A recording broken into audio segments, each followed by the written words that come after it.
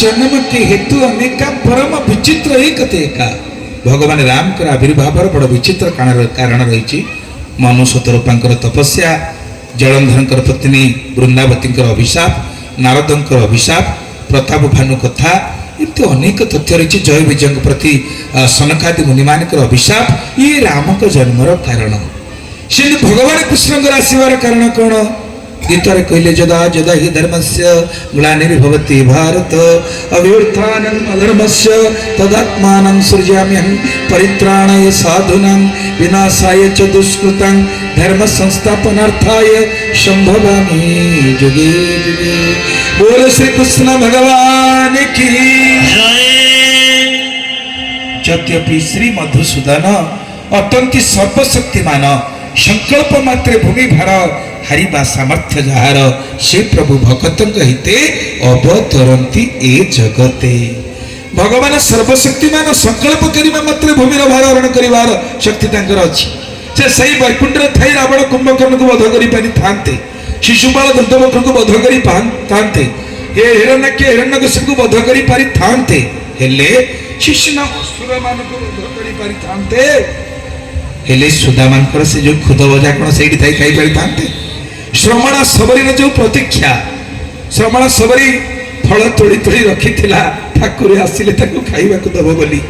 प्रभु कौन से वैकुंठ थी से फल को खाई पारि थांते तेणु भक्त मोर प्राण भक्त मो जीवन भक्त मोर प्राण भक्त मो जीवन भक्त पाई मोर नाम भगवान भक्त पाई मोर नाम भगवान भक्त पाई मोर नाम भगवान भक्त पाई मोर नाम भगवान भक्त मोर प्राण भक्त मो जीवन भक्त मोर प्राण भक्त मो जीवन। बोल भक्त वत्सल भगवान की जय। महाप्रभु सिना वैकुंठ थी हिरण्यक्ष हिरण्यकशिपु को उद्धार कर पारि रावण कुंभकर्ण को उद्धार कर पारि शिशुपाल दंतवक्र को उद्धार कर पारि किंतु भक्त मान संगे जो लीला करने कथा सीटा तो से पारि न था तेणु भगवान को अवतार नवा पड़ा अवतरण करने को पड़े अवतरण माने उपरू तल को ओह्लैवा तो जमी भगवान राम आसिले कृष्ण आसिले ताले जगन्नाथ जो दिव्य श्री विग्रह को आम दर्शन करुचे त्रेतया जुगरे राम आसी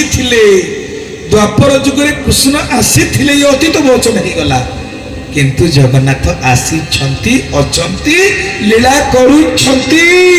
ये अतीत नुहंती काल काल धरी जुग जुग धरी कल्प कल्प धरी महाप्रभु श्रीक्षेत्र लीला करुछंती बोल